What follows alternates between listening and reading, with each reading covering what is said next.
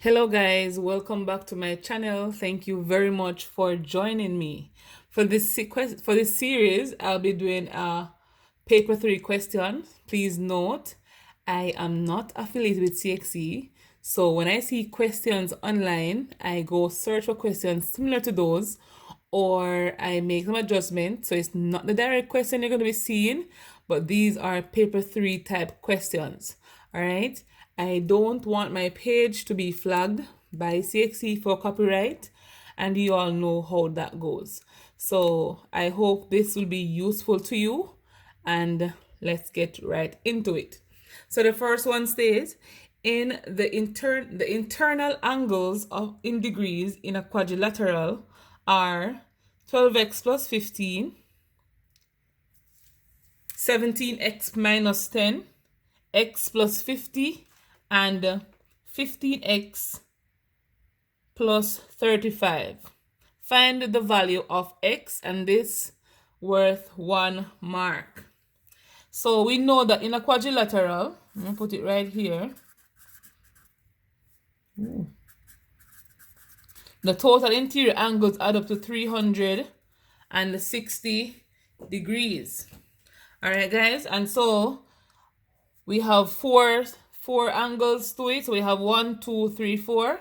So we have to add up all of these and equate them to 360. So let's get right into it. It's 12x plus 15 plus 17x minus 10 plus x plus 50 plus 15x plus 30 is equal 35, my bad, is equal to 360.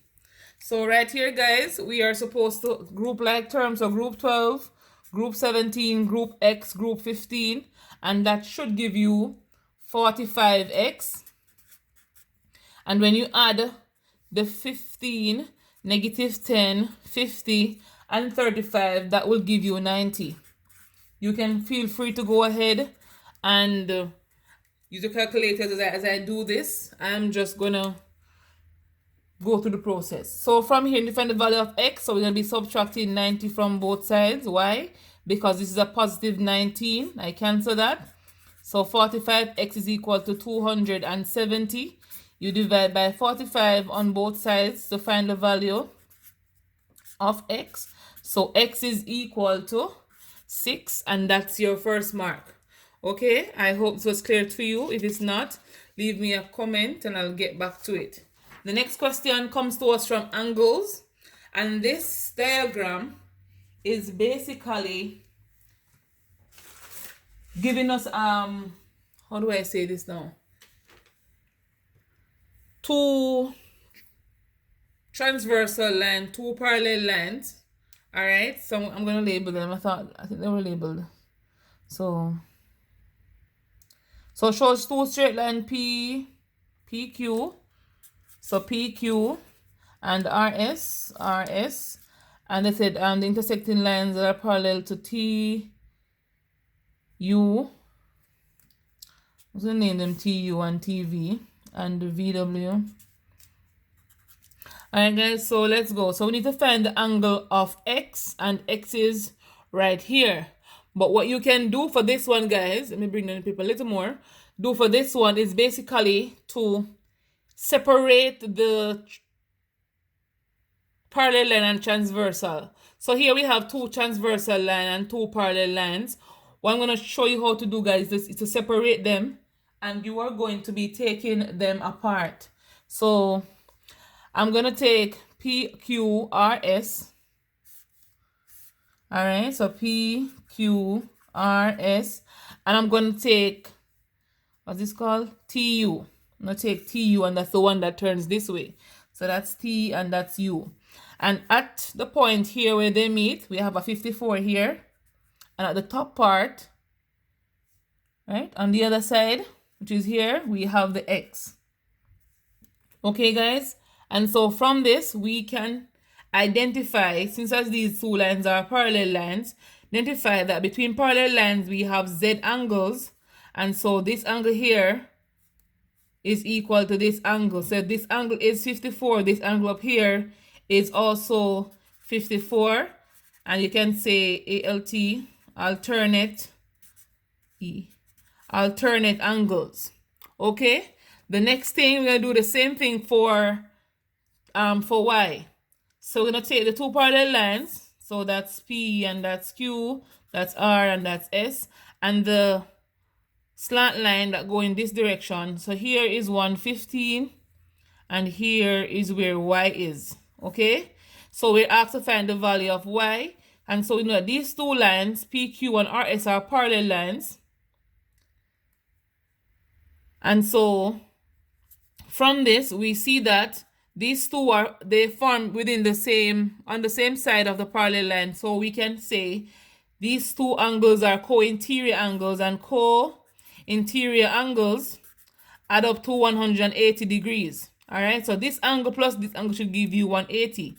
So if you know that, you can say 180 minus is equal to 115 minus y. 118 minus 115 will give you, why I say minus y, plus y, will give you the answer for y. 115 Kennedy. Give the answer for y. So 180 minus 115, 60. Is that 65, 65, 70, 80? Will give you 65. 10, 5, 10, 2, yeah. Will give you 65 degrees, and so y is equal to 65 degrees. And the reason for that is that they're co-interior angles, and that's how we get this one. So the one I saw in the 2018 paper is also angles, but they have a different shape. But the same concept of co-interior and alternate angles came out in it. And so I found a question similar to that one, so you can have an idea of how to work questions like these. Let's go to the next one. I hope you can see my spear here. Let's see if I can brand this line, guys. So this is basically a spear, guys, and within the spear there is a cone. And this is also a similar question that is on the paper for 2018. However, they have a, what you call it, a cylinder. But I couldn't find a cylinder question, and I was not in the mood to make up one for myself. And so I went and found a question that is similar to that one. So this is our cone on our spear. So it says a solid sphere of diameter 14 centimeter contains a conical space in one of its hemisphere, and we know we have four hemispheres. One of its hemisphere as shown in the diagram. Calculate the slant height of the cone. So right here, guys, we know that the diameter is 14. We're actually use pi as 22/7. And the slant height is labeled here as L. But we also know that if you should split this in the middle right here, you'll find the center. And so this length here would be a radius, and this will also be a radius. So this will be a 7, and this will also be 7. And so I need a calculator. To find the slant height, we're going to be extracting the triangle from the cone given. And so let me extract the triangle right here.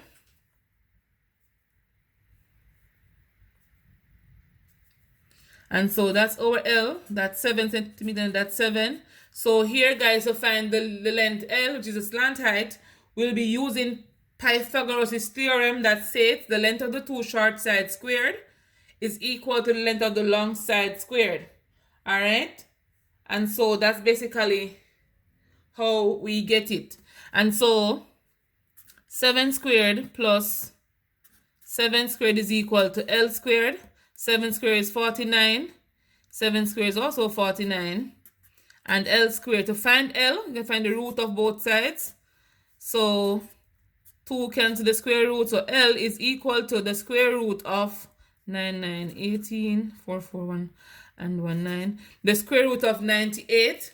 My calculator, guys, is not coming on, but you can find the answer for that on your own. But the square root of L will be the square root of 98 for this one. You can go simpler on your calculators. Mine is not turning on right now. But let's continue. So the same sphere will be needed. So I'm going to put it down right here. So it asks to calculate the volume of the shaded region. And the shaded region is represented right here. That's the distance, the space around the sphere, around the cone. And so for the shaded region, guys, we know that this sphere will be one area of itself, or one volume for itself, and this cone will also have another volume. But if you take this cone out of the sphere, what are we left with? So what we do for this one is to basically say the volume of shaded region is equal to the volume of the sphere, subtract the volume of the cone. So the volume of the sphere would be 4 over 3 pi r cubed, and the volume of the cone will be 1 over 3 pi r squared times the height. Alright, guys? So a simple way of doing this is to recognize that the height you're seeing here is also a radius, if you can see that, because it's from the center to the circumference of the circle, so it's also a radius. So we can convert the height here and write r instead of h, and we have a simpler working out. So we can say 1 over 3 pi r cube minus 4 over 3 pi r cube. Okay, guys, and from here, 4 over 3 minus 1 over 3 will give us 3 over 3, which is equal to 1 whole. So we're left with pi r cube. And just basically put in what we know. So it's 22 over 7 times r. Remember the radius we found here was 7. So it's going to be 7 cube, which means 7 times 7 times 7.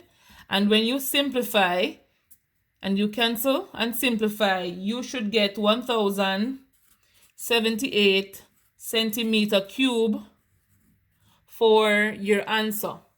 I hope that is clear for you. If it's not clear, you can go ahead and work with this region up here by putting in the values that you have. So you know the pi as 22 over 7.